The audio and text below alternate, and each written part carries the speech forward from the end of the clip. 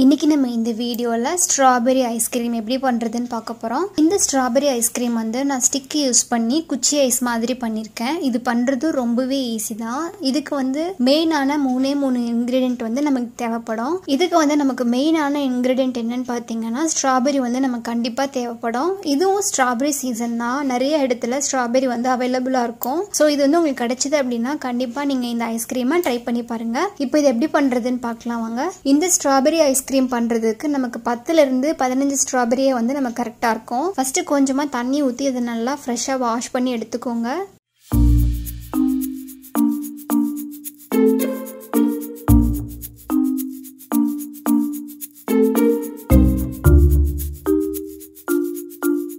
மேல இருக்க அந்த லீஃப் எல்லாம் ரிமூவ் பண்ணி விட்டுட்டு சின்ன சின்ன பீஸா கட் பண்ணி எடுத்துக்கணும்.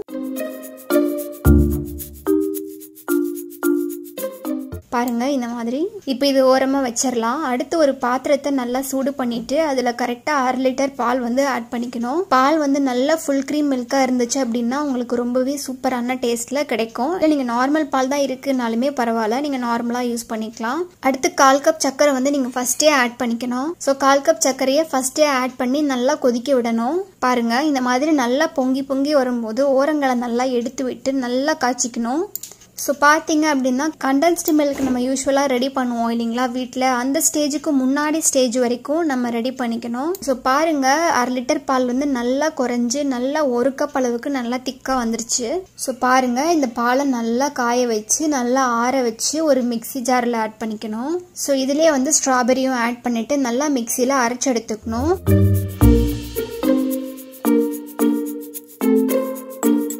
பாருங்க நல்லா அரைச்சதுமே எவ்வளவு நல்லா லைட் பிங்கிஷ் கலர்ல இருக்குன்னு பாருங்க. நல்லா வந்து நைஸா அரைக்கணும்னு சொல்லி எல்லாம் அவசியம் இல்ல உங்களுக்கு நல்லா சாஃப்டான ஐஸ்கிரீம் வேணும் அப்படின்னா நீங்க இதை வந்து ஃபில்டர் கூட பண்ணி எடுத்துக்கலாம். நான் வந்து டைரக்டாவே ஐஸ்கிரீம் ட்ரேல வந்து ஆட் பண்ணிக்க போறேன். ஸோ அது கடைசியில ஃபைனலா சாப்பிடும் போது நல்லாவே வந்து இடையில ஸ்ட்ராபெரி வந்து நமக்கு சாப்பிடும் போது கிடைக்கும். அது வந்து ரொம்பவே சூப்பரா இருக்கும்.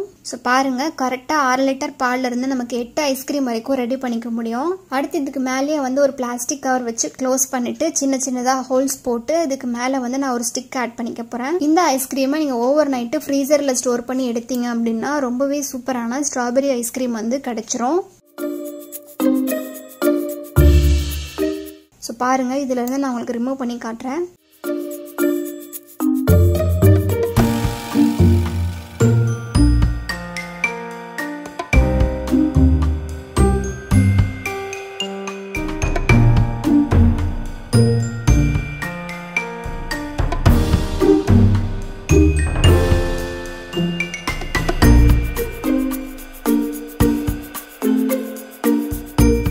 இது வந்து சாப்பிட்றதுக்கு ரொம்பவே ரிச்சான டேஸ்ட்ல ரொம்பவே எம்மையா இருக்கும். கண்டிப்பா நீங்களும் இந்த ஸ்ட்ராபெரி ஐஸ்கிரீமை வீட்டில் ட்ரை பண்ணி பாருங்க.